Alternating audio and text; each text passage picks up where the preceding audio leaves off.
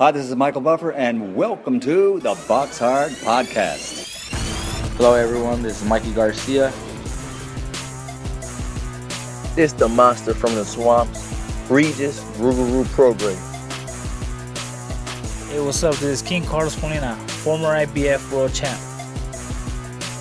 This is Michael, the Bounty Hunter, 2012 Olympian and your people's champ. This is Charlie Edwards, flyweight champion of the world. This is Fast Eddie Chambers, and you're listening to the BoxHard Podcast with my main man, Joey Coastman.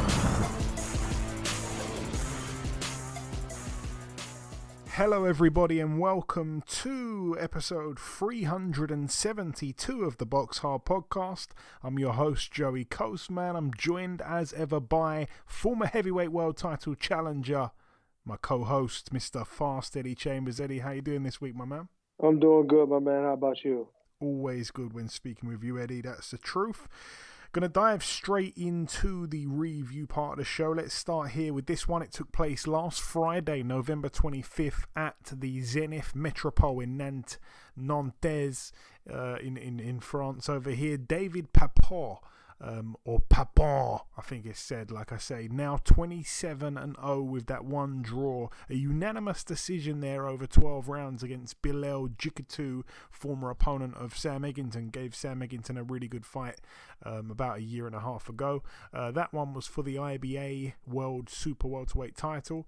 Moving out now to the York Hall Bethnal Green again on the Friday. Two fights to mention over here. Both guys friends of the show, Harlem Eubank and Liam Williams. Let's start with Harlem Eubank now, 16-0. I expected him to win on points, and he did. Good money on that, by the way. Harlem Eubank now, like I say, 16-0, a 10-round unanimous decision over the very tough and game Tom Farrell, who did have a moment during, I think, the 4th round or the 5th round or something like that. But, the little bits I did see of it, it seemed like Harlem Eubank was primarily in control, really, for most of the fight.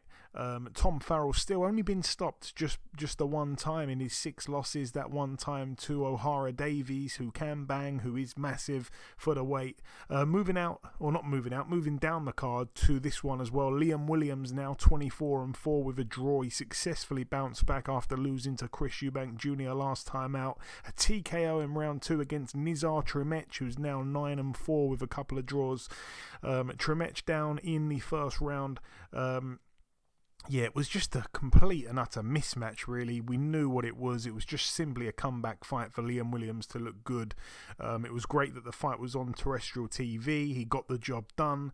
I feel for Liam Williams. I think he's had a very unlucky career, I don't think he's with a big promoter anymore as well, if I'm not mistaken. I'm not entirely sure he's actually with the Sauerlands. I know it was a Sauerland card, but I'm not entirely sure he's with them. Maybe he signed some kind of deal when he fought Eubank. But it's a great shame, really, because, I think he was unlucky in, I think it was the first fight with Liam Smith, losing his O. Obviously come back, had the rematch with Liam Smith. I honestly can't remember how that one went. He seemed to just improve, though, and the whole game improved. He started knocking people out. Then he obviously fought Demetrius Andrade, and I thought that he would give Andrade a really good fight. I favoured Andrade, but I thought that, this guy is probably going to be a future world champion. But obviously Andrade beat him, looked really good in doing so. I think dropped him early, if my memory serves me right. Liam Williams did have a few moments late on in the fight, again, if my memory serves me right. And then he got the fight with Eubank, and obviously was down about 17 times. And to see him back now, at this point in his career, I know he's back now with Gary Lockett, which is a man he started his boxing career with. I just don't really see him becoming a world champion. But at one point, I was almost certain he would become a world champion. So I feel like his career is kind of, it's been a bit unlucky, man. The last couple of years, the last 3 years, whatever, obviously was with Frank Warren. no longer with him. Moving out now to this one, it took place at the Hilton Palm Jumeirah in Dubai. Over here, it wasn't on TV in the UK at least, but the main event was Jamie Mitchell. I was talking about Jamie Mitchell last week. I said that perhaps if she would win the fight, maybe we could get her on the podcast. She's now 8-1 with 2 draws. She lost her WBA Bantamweight World title to Nina Hughes of the UK, who's now 5-0, a unanimous decision over 10 2-minute rounds. Like I say, didn't see the fight, not going to pretend I have, but brilliant for Nina Hughes, who I couldn't get any odds on the fight, but I'm guessing she was probably the underdog, and I'd heard some great things about her. I hadn't actually seen her box, but I'd heard some really good things, and I remember seeing Jamie Mitchell pretty much manhandle Shannon Courtney. So I expected Jamie Mitchell to probably beat Nina Hughes just based on that. But no, it seems like Nina Hughes was able to obviously outbox Jamie over the 10 rounds. And that's brilliant for Nina Hughes. It really is brilliant for Lee Eaton as well. Excellent stuff, really. So yeah, tough things there for Jamie Mitchell, who wanted that rematch with Shannon Courtney, and it never seemed like it was ever going to happen for some reason. Moving out now to the O2 Arena in Greenwich, London, United Kingdom. I was at this card. I'm going to start with the undercard. Let's run through these ones real quick. Pierce O'Leary now 11-0. Another one which was one that I felt the odds were crazy on. I think he was about 7 or 8-1 to win the fight on points, and I backed it, so I was happy with that. He's now 11-0, a unanimous decision there over 10 rounds against a super tough Emmanuel Munganjaya. Again, I still feel like I'm mispronouncing his name despite seeing him in person and practicing his name all week. I still don't think I've got it down to a T. This one was for the vacant WBC International Super Lightweight title. Yeah, Pierce O'Leary looked good, but this guy, I mean, he was down a few times. I've lost count how many times he was down, but, you know, I said it, he's Namibian. Some of these Namibian fighters have got some kind of special ingredient that you don't really see with other fighters, and I'm being serious. This guy, you know, he was teak tough, and I could understand why he's never been stopped. He just kept coming. You know, he was taking an absolute shellacking, but he would carry on coming forward, carry on trying to land his own punches, and he still believed he could get the one-punch knockout in the dying seconds of round 10. Yeah, unbelievable. A lot of the other media people I was sat with ringside were getting a bit frustrated, like the fight was kind of dragging out, like, you know, because they expected him to blow away this Namibian, but it wasn't to be. We saw Dennis McCann as well. Oh, I'm so annoyed about this. Not going to go into a different area on this one, Eddie, but obviously I like to mention, you know, little bets and stuff with the boxing, and this is a boxing podcast, not a betting podcast, of course, but I've got to say, this guy Dennis McCann, I expected him to win on points. I thought that he could win on points against Joe Ham, who is quite a, you know, durable, tough guy, stuff like that. And if Dennis McCann would have won on points, he didn't. He ended up getting the knockout in round 8. But if he would have won on points, I would have won my 300-1 parlay/accumulator. But this guy, Dennis McCann, the one thing that went wrong.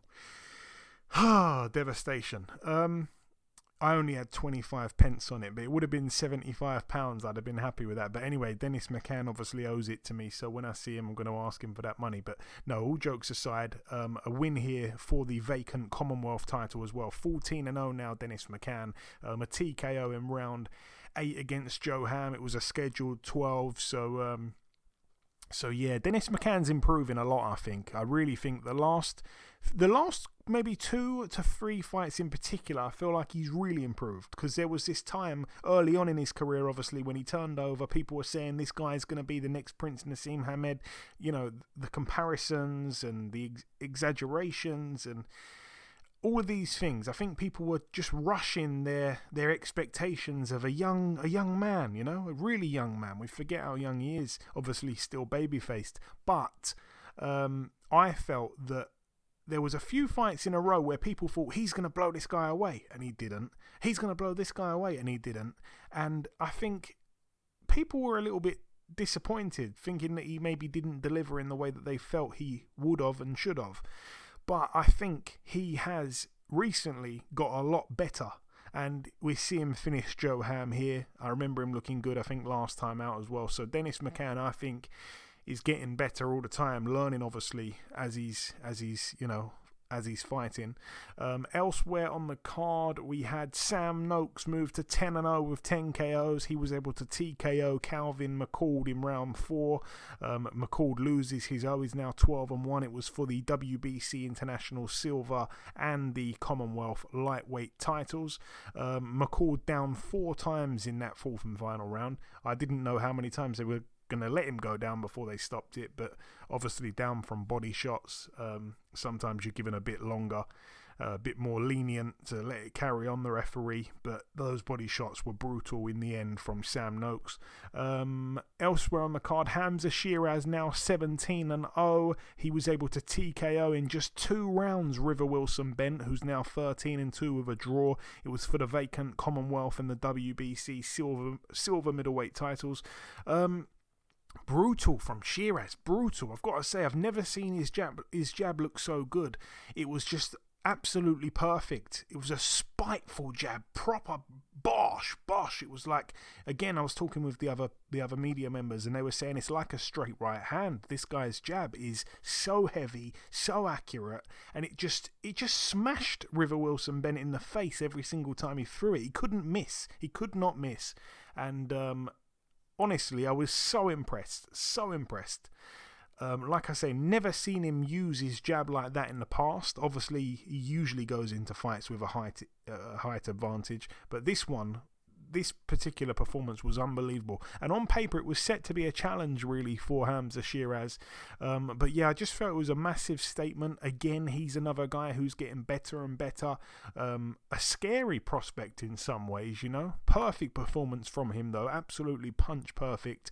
And I've got to say, I've said it before, I'm just going to touch on it. We see guys go from the UK to the USA to train, and very rarely do they become the star of the show in the gym. Usually they go to a big gym that has other big fighters, and they're not the star of the show. They're not perhaps getting that one-to-one attention that they really need and are used to getting back here by another trainer. We saw Amir Khan, obviously, with Freddie Roach. We've seen other guys go out in the past. We've seen Amir Khan as well go to Terence Crawford's camp, and it's happened many, many times in the past as well. But I see how much they respect Hamza Shiraz in the 10 Goose Boxing Gym. I think they've got a punch bag up with his initials, HS, on it. They're posting him on all their social media channels. It's clear to see that he's like their golden boy, and it seems to be working really well. Him and Ricky Funes is a brilliant, connection that they've got. The team is just thriving on each other, really. Elsewhere, we had the main event as well. This is a bit of a gut punch, really. Zach Parker now 22-1. He loses here for the first time against John Ryder, who's now 32-5. It goes down as a TKO at the start of round 5. It was, of course, for the WBO Interim World Super Middleweight title, which was vacant. Zach Parker pulls himself out, I believe, due to an injured right hand. We've seen him post the x-ray pictures since then. It looks horrible, of course. I was scoring the fight round by round up until the stoppage. I'm going to run through that quickly first. Zach Parker, I gave the first round. I felt he won it with his hand speed. It was a bit of a messy round, though. There was a lot of clinching. Round 2, I gave to John Ryder. I felt Zach wasn't really showing much head movement. Zach was spending most of his time in southpaw, switching and stuff, but mainly in southpaw. John, I felt, was landing, those meaty hooks that he's become known for over the last few years, and was jabbing really nicely as well. It was a good close fight after 2 rounds. Round 3 was a really close round. I decided to give it a 10-10. I liked Zach's jabs. I liked Ryder's hooks. I felt Zach maybe was moving a bit too much. He was up on his toes, using up energy. Ryder was just standing still, just walking around the ring, following him. And Parker, I just felt, was just using up a little bit too much energy when he didn't need to, and I noticed that Parker's mouth started to open. He was breathing heavy already in round 3. I'm not sure, that's a bad sign there. Round 4, Ryder, I gave that round. It seemed like Parker was just really uncomfortable. That's when I first noticed that he looked really uncomfortable to me. He was being tagged. Parker was forced onto the back foot. John was putting the pressure on. Parker as well seemed maybe hurt once or twice, but I felt credit to John Ryder. He was boxing a fantastic fight thus far. And then, of course, we see at the start of that 5th round, pretty much in between rounds of round 4 and 5, Parker comes out to the middle of the ring to basically have a short conversation with John Ryder to say that he's pulling out the fight. I'm not sure if it was the corner that stopped it. I didn't watch it at home. I haven't watched it back. But in front of my eyes, it was as if Parker decided to take it upon himself to, I don't want to say quit. I really like Zach Parker. I think Zach Parker's a super special fighter, but obviously he's faced adversity for the first time here. He's suffered an injury that many a fighter have carried on with, and with this much on the line for him, it's easy for me to say he should have carried on. You know, I'm not feeling the pain he's in. I'm just an observer. But to think that this guy was mandatory for Canelo for 2 years, this guy was on the brink of a humongous payday against Canelo, or a title shot for the full world title, a vacant title shot, and he could have and probably would have won it. So he's been in this position for such a long time, and that's the only thing going for Zach Parker. Let's be honest, he does not have a massive profile. I was looking at his Twitter followers the other day. He's got about 7,000 or 8,000. I don't know how many he's got on Instagram, but his profile is nowhere near where it should be for being ranked number 1 in the world. It's just as simple as that. He's not massive into social media and things like that. He's kind of old school as a person. He's not going to be posting Snapchats and things like this. That's just not his style. He's very, very much, not into social media too much. And it's kind of hampered him a little bit because the profile isn't there. Maybe someone should be paid to be his social media guy or whatever, or social media girl. But, it seems like it's all been thrown away right there. And now, how does he find his way back in? I'm sure he's going to probably stay with Frank Warren. There's probably a contract in place there anyway for that relationship to continue. But I just felt that he kind of, I don't want to say threw it all away. I'm really hesitant to point the finger at him because, like I say, I know that he must have been in loads and loads of pain. But to think that it was a close fight up until that point, to think that he was breathing heavy and that he may have took it upon himself to end the fight, it's just a great shame. And I sent him a text message, I think it was the day after, just a text message just to say, look, man, keep your head up, obviously you're going to come back stronger, etc., etc. And, he sent his reply to me. I got a hell of a lot of time for Zach and his manager, Neil Marsh. Love the pair of them, to be honest with you. But devastating for him. Devastating. Because, he's lost his number 1 ranking. He's lost his shot at a title. He didn't get the massive payday that was possibly round the corner if he were to win the fight and go after Canelo. We're now seeing Eddie Hearn reaching out to Canelo on John Ryder's behalf to get him the fight. Could you imagine?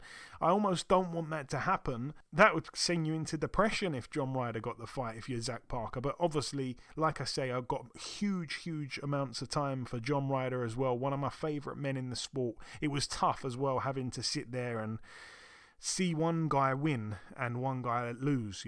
I didn't want either guy to lose. But at the same time, John Ryder was winning that fight, I think, as well on the cards and certainly on my card. And it was the toughest fight on paper for Zach Parker to have been in. And I think John Ryder, the way things were going, perhaps would have ended up winning. But we'll never know. Unless we see a rematch with Zach Parker at full fitness. But why, if you're John Ryder, would you do that? I don't think there's any need. He has had too many hard fights in a row, and he really does deserve a crack at a world title. I'd love to see him get that Canelo fight, being brutally honest. Obviously, it would be an extremely tough fight, but the payday that would come with it, the recognition that would come with it would be exceptional. And if anyone deserves a big money fight or a big world title shot against someone like Canelo, it's John Ryder. John Ryder has been through every tough test put in front of him, and he keeps beating good fighter after good fighter. Obviously, Zach Parker here, and then before that, Danny Jacobs. The guy's on a heck of a run and seems to be unstoppable. So yeah, unbelievable stuff for John Ryder. I've spoke to him as well. He said he wants the Mexican, so we'll see. Moving out now to the Wembley Arena. This one clashed as well with the card that I was present at, so I didn't see much of this at all. Dillian Whyte in the end was able to eke out a very, very tight majority decision victory. Most people felt he lost, by the way, from what I've seen. Dillian Whyte now 29-3. Jermaine Franklin loses his O. The big American now 21-1, says he was robbed. Again, I haven't seen the fight in its full capacity at all, but it seemed like Jermaine Franklin was doing really well. The tiny bits I saw when I was kind of forwarding it to the last round. Elsewhere on the undercard, we had Fabio Wardley move to 15-0. I believe he's got the longest knockout streak of any British fighter at the moment. He was able to TKO in 3 rounds Nathan Gorman, now 19-2. It was for the vacant British heavyweight title. Gorman down twice in round 2 and once in round 3. Really kind of weird fight, but fun as well while it lasted. And I'll say that because Gorman had some massive moments. I think it was in round 2. And then that was when he was having some success, and then Wardley puts him down, of course. At no point in any of the 3 knockdowns did I think that Nathan Gorman was in huge trouble. Eventually the towel came in, obviously, in that 3rd round. And I felt it was a little bit premature, in all honesty. You know, it sounds a bit mad to think he'd been down 3 times and I'm saying it was premature, but he just didn't look hurt at all. His legs were there, his head seemed screwed on properly. It was just a bit of a weird ending, and it was a bit of a shame for him as well, because he did have success and he did have Wardley's nose all busted up. Wardley, I think, was kind of, pouring it all out to try and get the fight stopped as soon as possible. It would have been interesting to see if Nathan would have got past that 3rd round, to see how Wardley would have looked in round 4, because there was only about 30 seconds left when they threw that towel in. I think he was pouring it all out in a very risky nature, actually, Wardley. But, credit to him, he gets the win once again. I'm just not sure where his ceiling is. I mean, is he the best domestic heavyweight we have in the country? Maybe he is.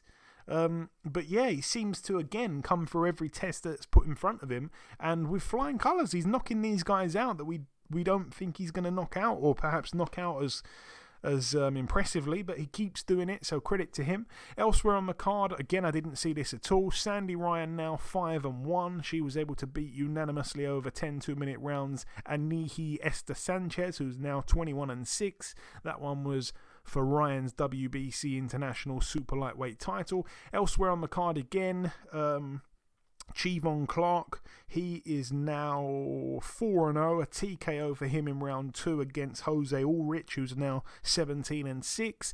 Pat McCormack with a points win. I think he was 2-0 with 2 first round KOs, if I'm not mistaken, but he went to points over 6 against Christian Andino, who's now 16-6 with 2 draws. Moving out now to the Dignity Health Sports Park in Carson, California, USA. Over here, going to touch on the undercard. 2 of Fernando Vargas' sons boxed. They both came out of their fights with wins. Amado Vargas now 5-0, a unanimous decision over 4 rounds against Osmar Hernandez, who's now 1-2. Vargas did have a point deducted as well for hitting his opponent while he was down. Hernandez was down as well in round 1. Fernando Vargas Jr. now 7-0, a KO for him in round 2 against Alejandro Martinez, who's 3-1. Bakadir Jalalov now 12-0, a knockout in round 4 against Curtis Harper, now 14-9. Harper down in the 3rd and 4th round. Charles Conwell with a win, a majority decision over 10 rounds against Juan Carlos Abreu, former opponent of Jaron Ennis, now 25-7 with a draw, but it was close. And I purposely didn't bet on this fight because the odds were crazy. You had to bet $33 to win $34, so to win $1. And I didn't think that Conwell was that big of a favourite, because I've seen Abreu upset a few guys. He's very, very tough. I think he's from Ecuador or Venezuela or Colombia, somewhere with somewhere with yellow in the flag from that part of America.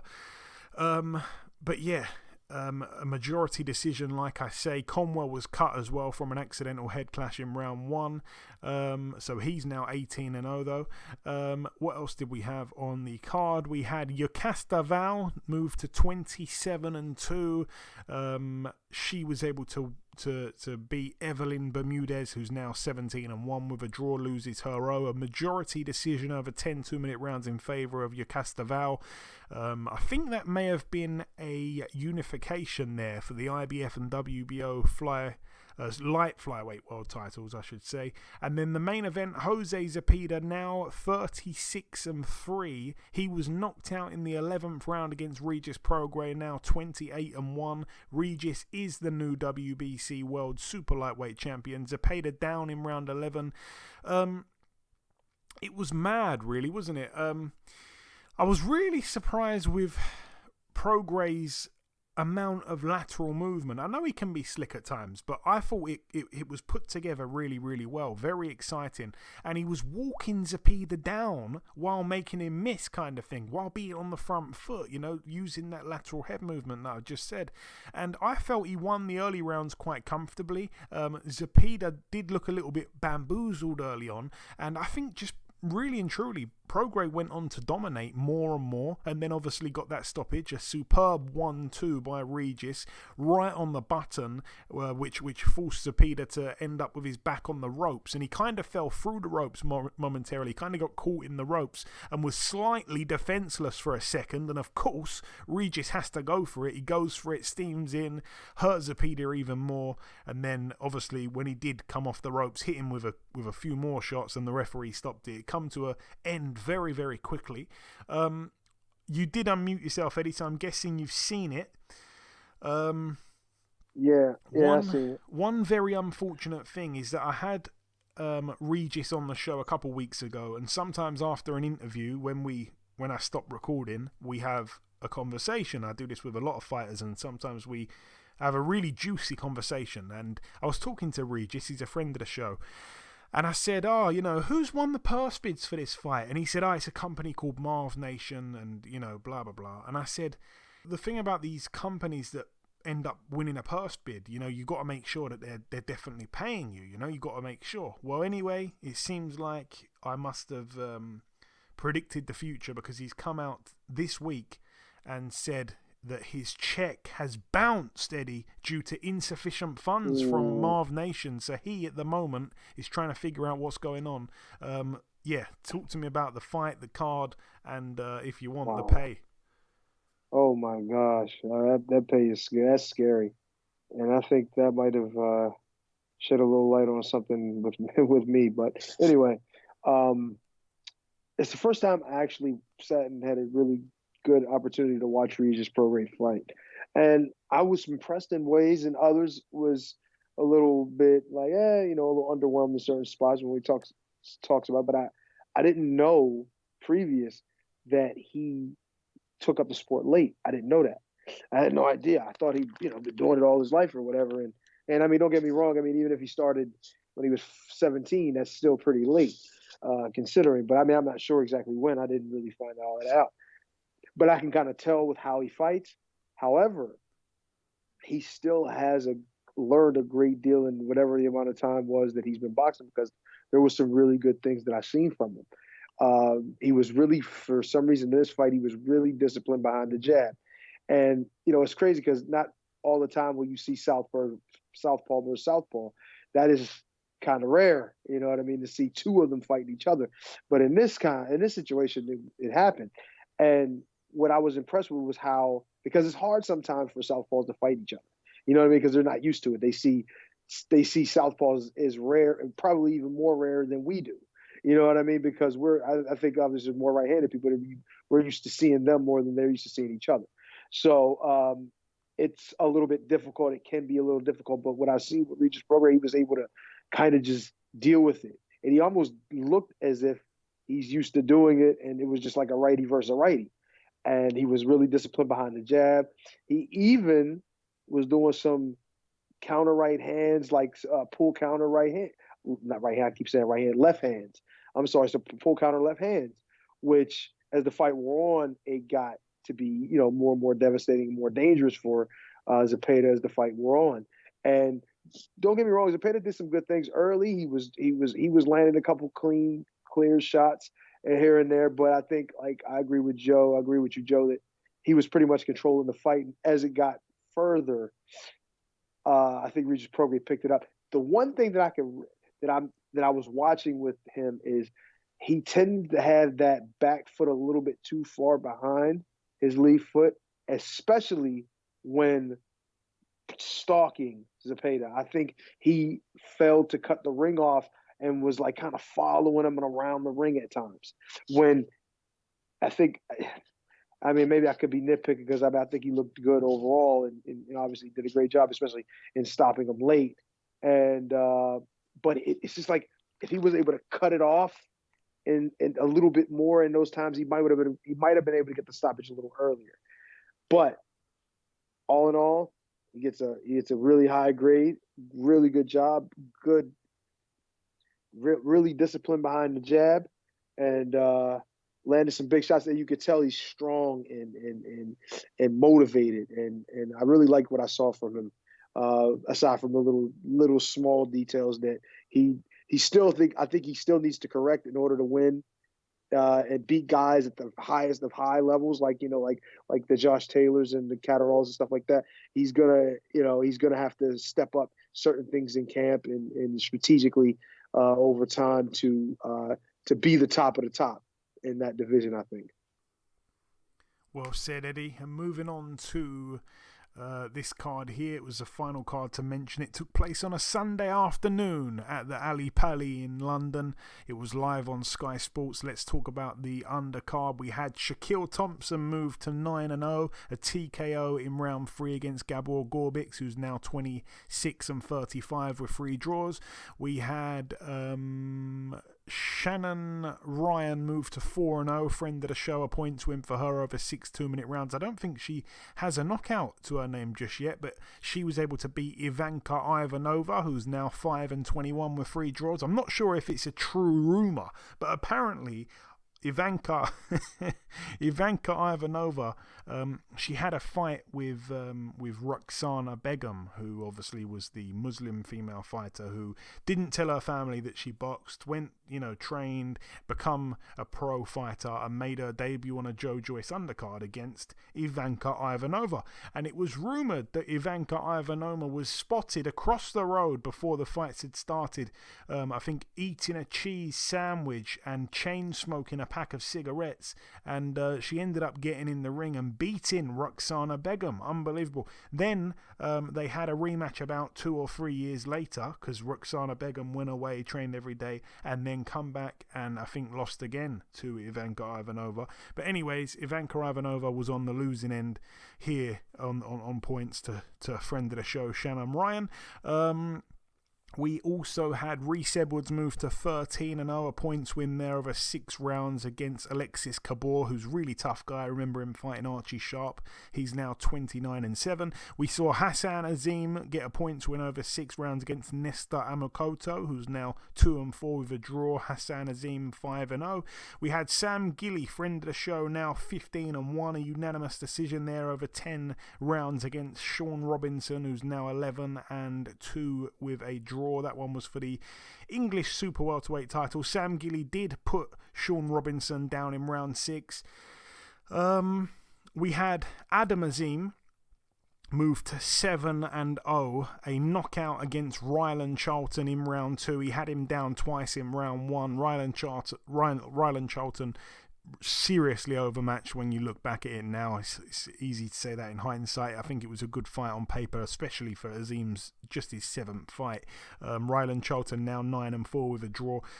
He can punch. He's a full-time pro now, which he hasn't been before. He said he was feeling a lot better. He's in the best physical shape and stuff like that. His body's unbelievable. Massive arms. His back, he's full of muscles, the guy. Not huge for the weight in terms of his height, but what a powerhouse. And that's his nickname, the pint-sized powerhouse, is perfect for him. But he got banged out by Adam Azim, who continues to look very, very impressive. They're tipping him for super high things. You got his trainer, Shane McGuigan, son of Barry McGuigan, saying that this is the most talented fighter I've ever worked with, and you've got to kind of think that there's a lot of guys in that realm, like the guys that he's trained in the past. That's the huge, impressive list, and he's saying Azim's the most talented.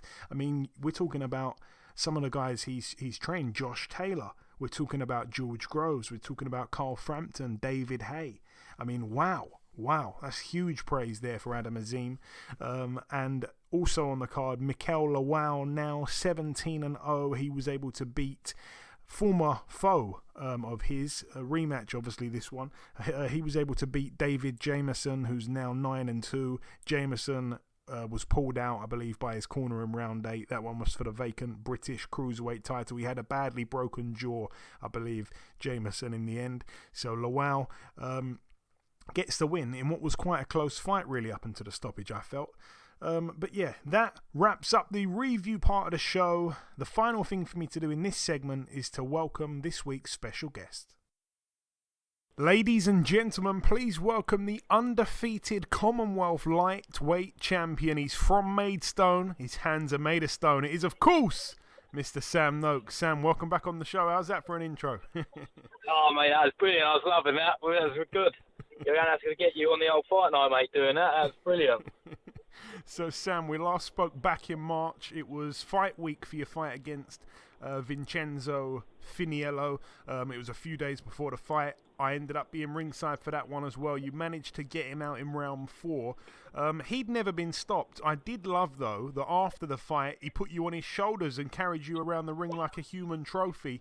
Tell me about that fight. It was a good win. Well, yeah, it was good. I mean, I hurt my hand in the last spar of camp against Elliot Whale. I hit him with an uppercut. My hand just swelled up like when you got the rubber gloves at the petrol station and you blow air in them, and it goes up like that. So I had that leading up to the fight. I mean, I couldn't do no pads in the change room. Even when I put my hand in the glove, it was sore. So I was happy to get the stoppage anyway.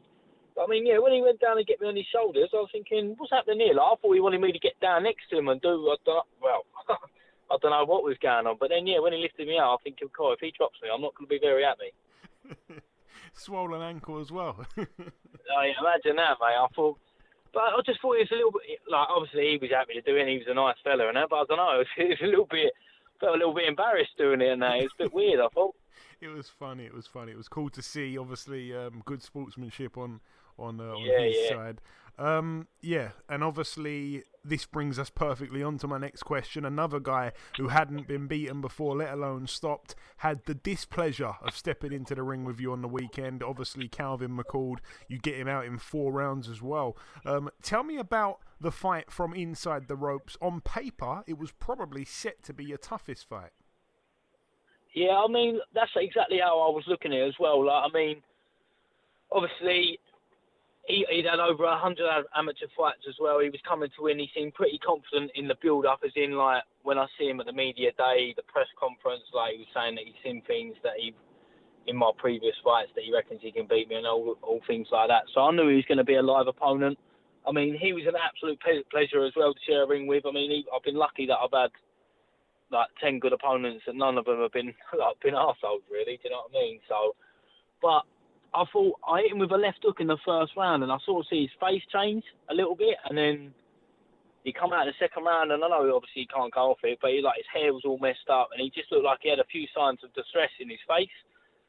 And I thought, well, if I just keep on him a little bit longer, see how it goes, and then after the third, I think the distress was quite clear to see. And then that first body shot I caught him within the 4th round. It wasn't even like I was loading up with it. It was more just you do a double jab to the head and then you drop down to the body. Do you know what I'm saying? And then when he went down, I thought, of course, sweet. And then just ended up loading in the body shots after that. Yeah, I was going to say, because obviously the body shots in particular were brutal, some of them. As I say, I was sat ringside. Usually when we see a knockout of any kind, just as a fan, I'm sure you've seen it before, we can usually identify what the punch was, if you know what I'm saying. Like, that was a shot that hurt him, and the other punches were kind of just follow-ups. But to be honest, obviously you had him down 4 times. I think every punch you landed to the body was more and more hurtful. I don't think it was necessarily one shot and the others were follow-ups. It just seemed like there was many big shots, if you know what I'm saying. Yeah, I think once he took the knee after the first one, everything after that, I thought, right, I've got him here. Because it was like 30 seconds into the 4th round. It worked. Like, I still had plenty of time left. After that, I was just whipping in some big ones. Everyone was meaning to hurt him. Do you know what I'm saying? And then obviously he, like, fair play to him. He tried throwing back, but obviously as he's thrown back, he's opened up, and a few got through the middle. And I think that was they were the ones doing the real damage. Yeah, I agree.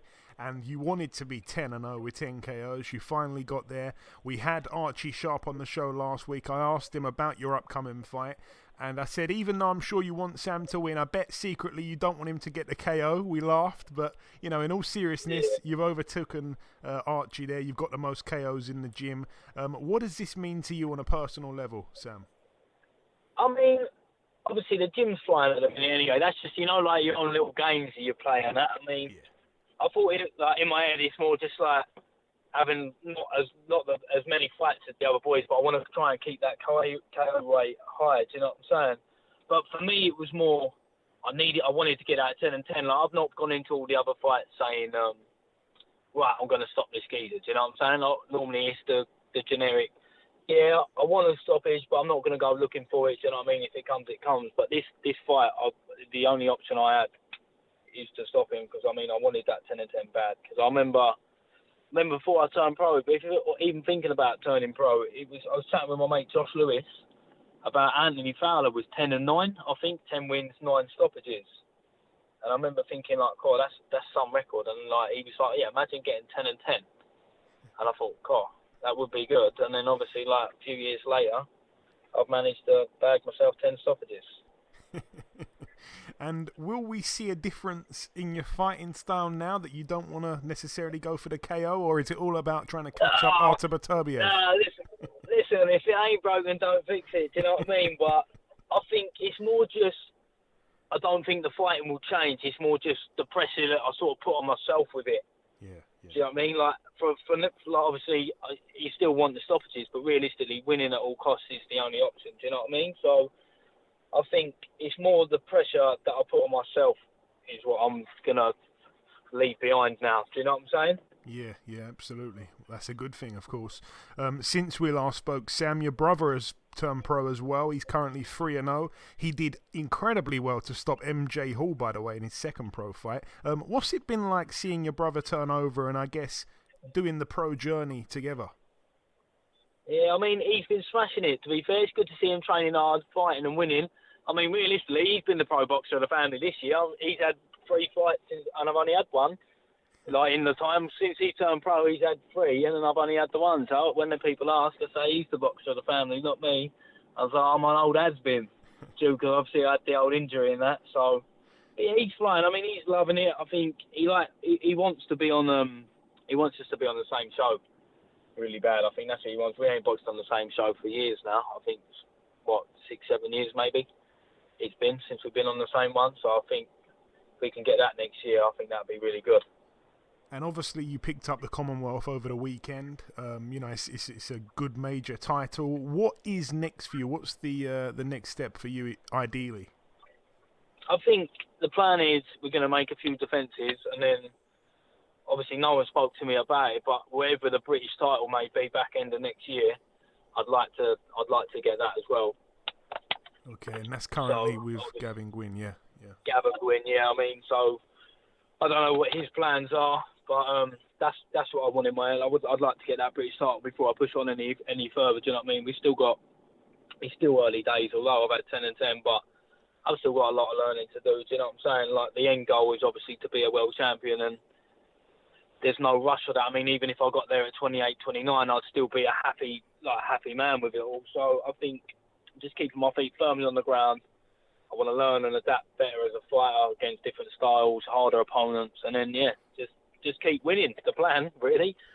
And I've got this rule on the podcast. Every December, anyone that I interview throughout the month of December, I like to ask them what's on their Christmas wish list in terms of their career for the following year. So my question would be, what's on your Christmas wish list in a realistic world? Where do you kind of want to be this time at the end of next year? I do feel like I kind of half asked you that question in the question before, but if you want to add anything to that, what can you tell me? Well, my Christmas wish list ideally would be 13-0, 13 KOs, and the British champion. And fight on a card with your brother Sean. Yeah, and fight on a card with my brother Sean. But that's going to happen regardless within the future. I know that will happen, but the other two is what I'd want the most. You know what I'm saying? That'd be unreal. Excellent. And my last real question for you, Sam, we've got Fury Chisora III this weekend, obviously a massive stadium fight. 2 questions. Are you going, and how do you think the main event plays out? I'm not going. I've got my friend's birthday Saturday, and all the boys obviously who come support me they've been to every one of my fights, they're all going. And I want to spend some time with them, do you know what I mean? Because they're always coming out and spending their money on me to come watch me as well. So I'm going to go and have a good crack with the boys. It's just, unfortunately, it fell on the same day as the Fury fight. So I won't be going. But I still think it's a good fight. I think the reason some people are giving it a bit of bad press is because, obviously, we've been teased with the chance of maybe Fury AJ.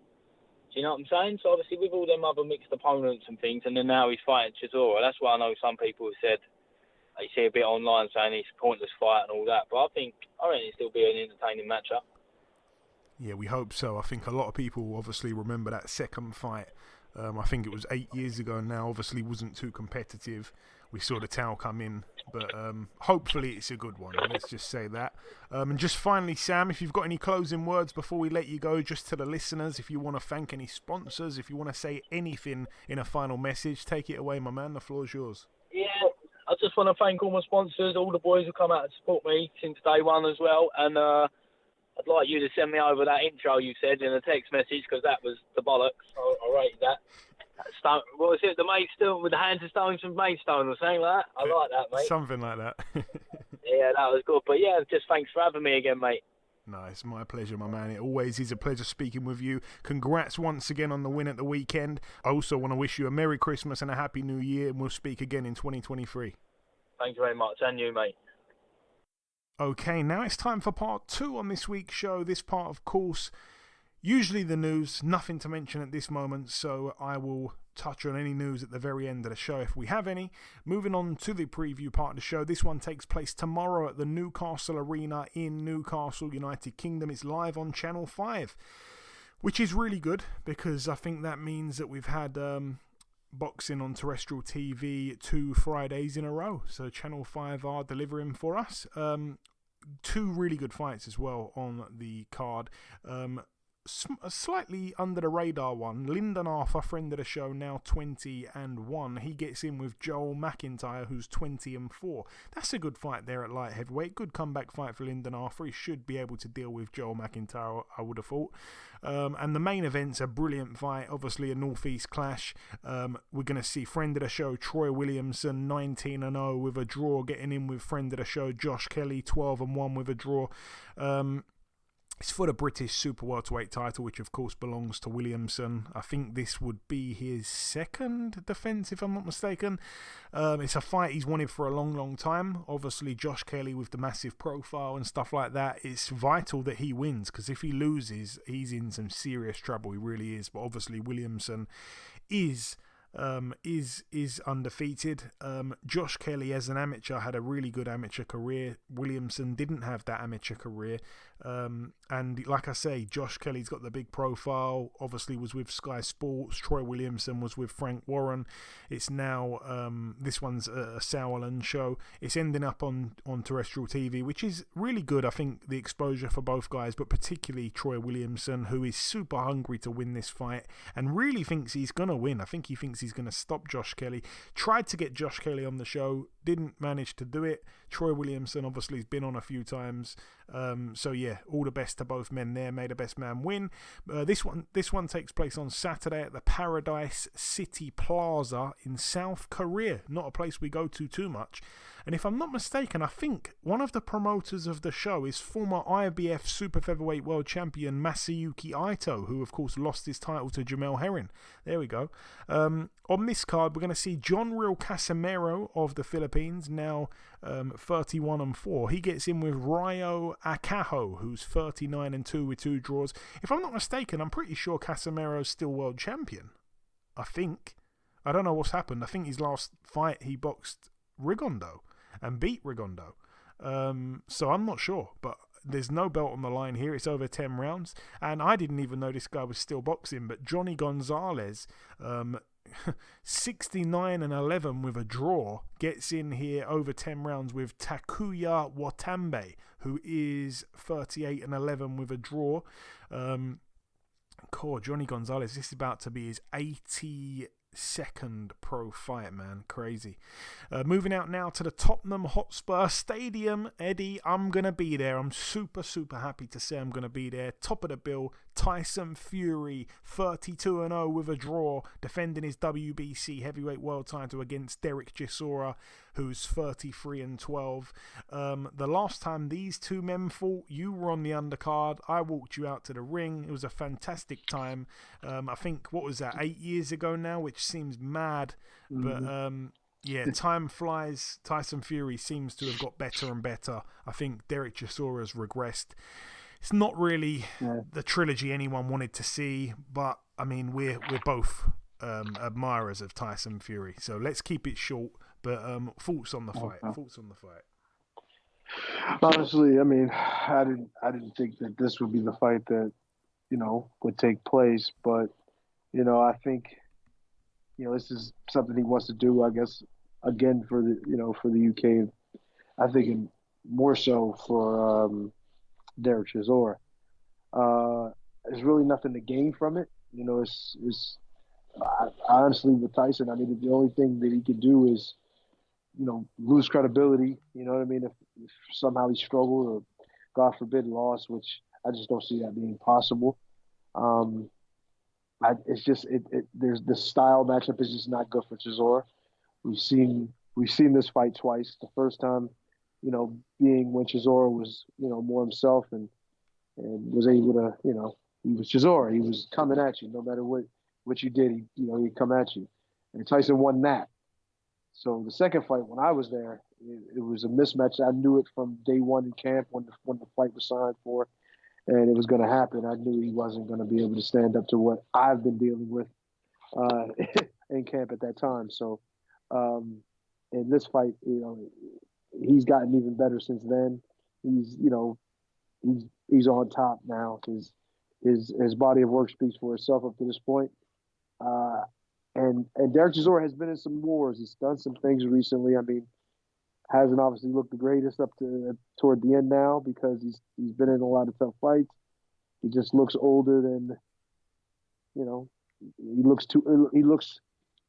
doesn't look like he's going to be capable of dealing with what Tyson is bringing to the table at this point in his career. I just don't see it. I don't see it being competitive. And there's no dig at this fight in particular. I just don't see it being competitive. I don't think. I mean, honestly, I never thought he would be competitive with Tyson. But even less now. So, props to him though. He's going to get a heck of a payday, and if he gets some bumps from it, it is what it is. Sometimes you got to do what you got to do to get what you need. And he's had a hell of a career. Let's hope he doesn't get hurt too bad in there. Yeah, for sure. I can't see it being too competitive. I think it ends with a Tyson Fury knockout, probably quite quick, to be honest with you. They're saying that they're going to meet in the middle and just bang it out. I think it was Tyson Fury who said we should do that. Derek Chisora, of course, said, yep, that's good, we should do that. Probably not going to see that happen, but obviously you've got to favour Fury massively. It's almost like he's giving a friend a payday, I think. On the undercard, a good fight as well for the WBA regular heavyweight world title. Daniel Dubois, 18-1, gets in with South Africa's Kevin Lerena, who's 28-1, former cruiserweight. I mean, I say it's a good fight. It's going to be good to see Daniel Dubois fight again. Obviously, last time out, beat Trevor Bryan. So it's always good to see him fight. Never really need any judges most of the time. On the undercard as well, Yvonne Mendy of France. Bit of a random fight. I'm not sure how this one has ended up on the card, to be honest with you. But Yvonne Mendy, 47-5 with a draw, defending his EBU European lightweight title over 12 rounds against Denis Berenchik. Not to be confused with Ivan Baranchik, but yeah, Denis Berenchik, he's the guy that's walked out to the ring in some crazy ring walks before. There was one where he was in like a prison uniform he was handcuffed. He's walked out before, I think, and smashed through some sugar glass and stuff.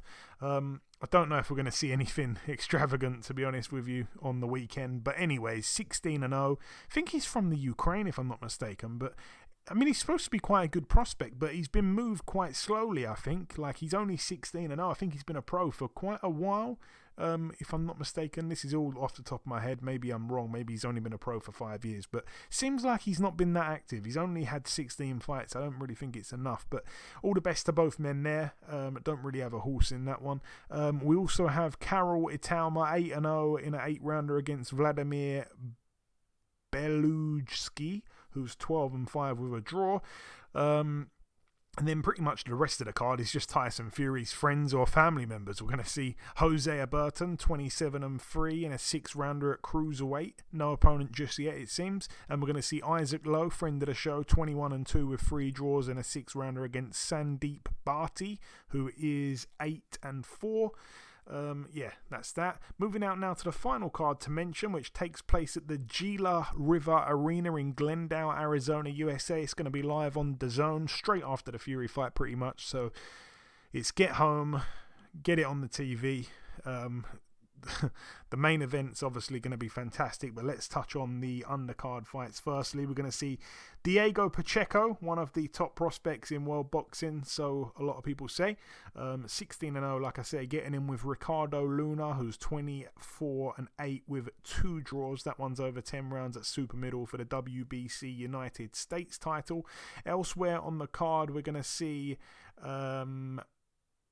Joselito Velasquez, who is 15-0 with a draw in a 10-rounder here at flyweight against former world champion Christopher Rosales, who's 34-6. That's the guy that knocked out Daigo Higa, took his O, and then come to London and lost to Charlie Edwards. Charlie Edwards become world champion. He also lost to Andrew Selby. I think he dropped Selby as well. Yeah, moving up the card, another man who fought Andrew Selby, Julio Cesar Martinez, 18-2, defending his WBC flyweight world title against Samuel Carmona, who's 8-0. Martinez, I don't think he's boxed since he got really beaten up by Chocolatito, so I'm assuming he probably moved up in weight to box Chocolatito at Superfly. I can't remember correctly, but obviously he's still champion of the world at Fly, so I'm guessing he's moved back down now. He got absolutely outclassed by Martinez, didn't he? By Gonzalez that night. But yeah, it's going to be good to see him back though. Hopefully he's as exciting as ever with his face first style. And the main event for the vacant WBC World Super Flyweight title, we're going to see Juan Francisco Estrada, 43-3, getting in with Roman Chocolatito Gonzalez, 51-3. Obviously, this is, I believe it's the third fight that they've had. Chocolatito won the first one back in 2013, back in 2012, and lost the second one back in 2021. Split decision there over 12 rounds. I should say the first one as well was unanimous for Chocolatito. Obviously the second one, like I say, a split decision for Estrada, and then this, and I think that was one of the best fights of last year as well. And then this one, the third one, so it's one apiece, and we're going to see who the best man is for the third time. But always a great fight when these two get in. Both of the first two have been excellent. I think particularly the second one. And it's just always a pleasure to watch Roman Chocolatito Gonzalez fight. So I will be tuned in to watch that one. Love seeing him fight. Such a skillful fighter. One fight I just missed actually on the undercard. Mark Castro, the fighter who probably has the best teeth in boxing. He's got a brilliant set of teeth. 8-0 in an 8-rounder against Michael Villagrana, who is 16-3. But anyway, that's it for the preview part of the show. In part 1, we did the review part. We welcomed our special guest after that. In part 2, there was no news to mention, but we did do the preview part. The final thing for me to do before I wrap up this show is to come in with the outro, which I'll do in just a few seconds. Okay, and this wraps up episode 372 of the BoxHard Podcast. I've been your host, Joey Coastman. Eddie Chambers has been with me for the duration of the show. A huge thank you to this week's special guest, the undefeated Commonwealth Lightweight champion, Sam Noakes. The biggest thanks of all, though, goes out to you, the listeners. There has been one or two pieces of news break whilst we've been recording the show. We're going to see a fantastic fight, really, between Chris Eubank Jr. and Liam Smith. It's going to be going down on January 1st. Live on Sky Sports Box Office. It's going to be at the AO Arena in Manchester. Really good all-British fight there. In other news, we're going to see this one as well taking place at the Turning Stone Resort and Casino in New York, USA. We're going to see a heavyweight doubleheader. We're going to see Efia Jagba getting there with Oscar Rivas and Guido Vianello of Italy getting in there with Stephen Shaw. That will be, I thought it would be for a for some kind of bridgerweight title, but no, it's not. It's going to be obviously at heavyweight. Oscar Rivas and Efia Jagba. Decent fight that, actually. I think that's quite an interesting one. Again, the date for that, January 14th at the Turning Stone Resort and Casino in Verona, New York, USA. That's about everything from myself, though. Thanks once again for listening to this week's podcast. If you do have a spare minute, please leave us a review on iTunes. Like I say, that's all from me. Take care, everybody. Stay safe, enjoy your weekends, and we'll see you all again next week.